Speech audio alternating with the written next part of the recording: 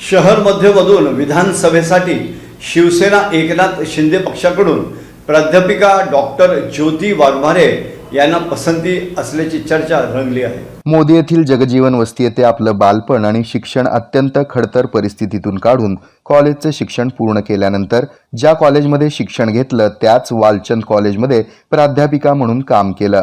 याबरोबरच वालचंद इन्स्टिट्यूटमध्ये सुद्धा प्राध्यापिका म्हणून काम केलं। हे सर्व करत असताना सुरुवातीला सूत्रसंचालन करून आपलं शिक्षण पूर्ण केलं।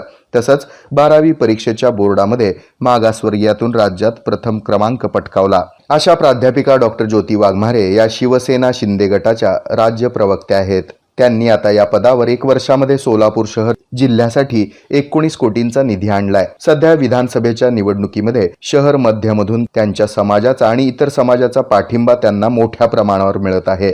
डॉक्टर ज्योती वाघमारे यांनी 19 कोटींचा निधी खेचून आणताना झोपडपट्टी भागातील अनेक कामांना प्राधान्य दिलं। मुख्यमंत्री एकनाथ शिंदे यांनी सांगितल्याप्रमाणे राजाचा बेटा राजा नहीं बनेगा, राजा वही बनेगा जो मेहनत करेगा या उक्तीची संपूर्ण प्रचिती आता डॉक्टर ज्योती वाघमारे यांच्या व्यक्तिमत्वातून येते।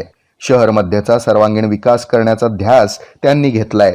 स्वतः गरिबीचे चटके खाल्ल्यामुळे त्यांना गरिबांच्या व्यथा वेदना चांगल्या पद्धतीने माहीत आहेत। त्यामुळे आता सर्वसामान्य गरीब कुटुंबातील उच्च शिक्षित तेलुगू भाषिक डॉक्टर ज्योती वाघमारे यांना जनतेची पसंती पाहता शहर मध्यमधून त्या निवडणूक लढणार काय याविषयी आता चर्चांना उधाण आलंय।